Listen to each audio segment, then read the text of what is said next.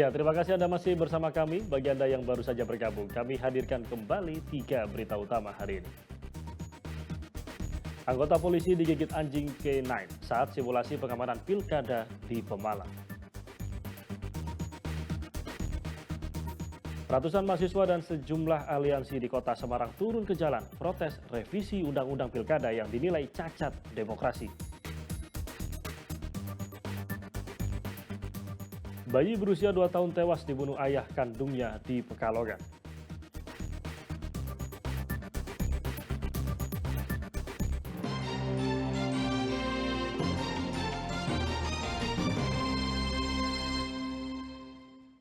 Ya, ratusan mahasiswa dan sejumlah aliansi berunjuk rasa di Jalan Pahlawan, Kota Semarang. Unjuk rasa dilakukan dalam rangka mengawal putusan Mahkamah Konstitusi terkait ambang batas usia pencalonan kepala daerah dalam pilkada.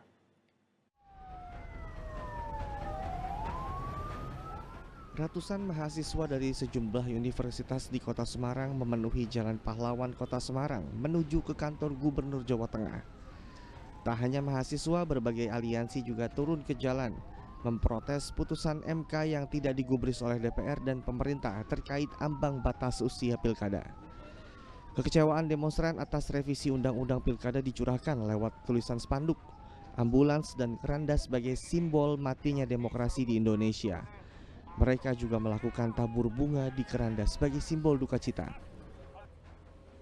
Maka kami membawa ambulan, maka kami membawa keranda sebagai simbol bahwa demokrasi di Indonesia telah mati. Betul! Setuju? Betul! Demokrasi kita dikangkangi oleh segelintir orang yang memang berupaya untuk mempertahankan kekuasaan dinasti.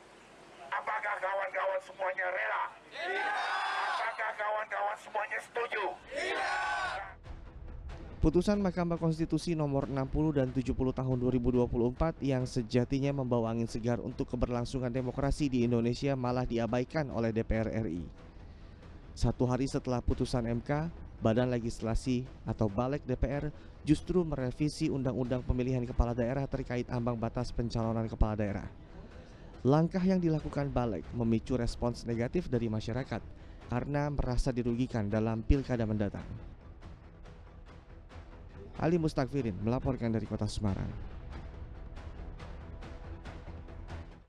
Ya, selanjutnya pemerintah Kota Semarang telah membuka rekrutmen calon pegawai negeri sipil atau CPNS tahun 2024. Pada tahun ini tersedia 331 formasi yang terbagi dalam 2 kategori besar yaitu tenaga kesehatan dan teknis. Mulai tanggal 20 Agustus hingga 6 September, pemerintah Kota Semarang membuka pendaftaran CPNS tahun 2024 melalui daring. Rekrutmen CPNS dilakukan tersistem oleh Kementerian Pan-RB dan Badan Kepegawaian Nasional BKN. Kota Semarang memiliki jatah 331 formasi, terdiri dari 119 tenaga kesehatan dan 212 tenaga teknis. Pada tenaga teknis ada formasi khusus dengan alokasi 13 orang. Formasi khusus diperuntukkan untuk 6 orang lulusan terbaik dengan predikat cum laude, serta 7 orang penyandang disabilitas yang memenuhi syarat. Semua persyaratan sesuai dengan apa yang sudah ditentukan oleh BKN.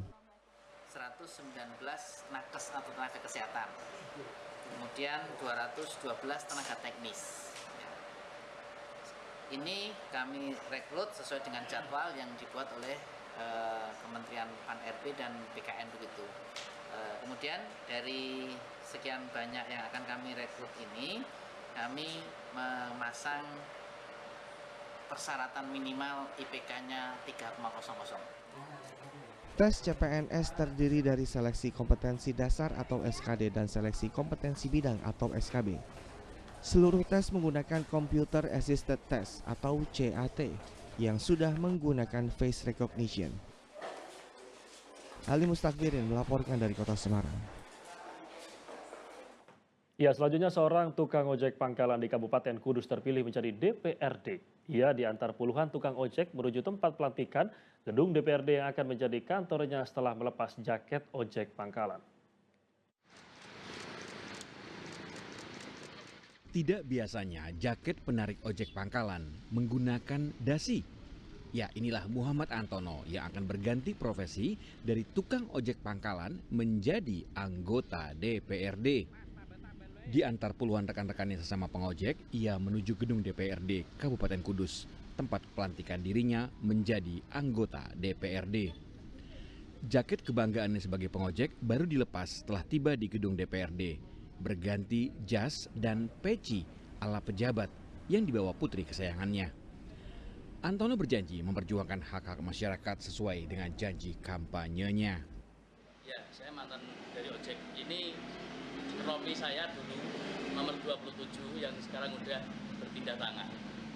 Ya, pasti karena mereka juga mendukung kita sepenuh hati. Saya juga menjadi wakil rakyat dari daerah Dawe dan sekitarnya. Pasti saya akan perjuangkan apa yang menjadi aspirasi dari teman-teman ojek. Muhammad Antono berhasil lolos setelah memperoleh 6.603 suara dari Dapil 3 Kecamatan Dawe dan Kecamatan Cukulo.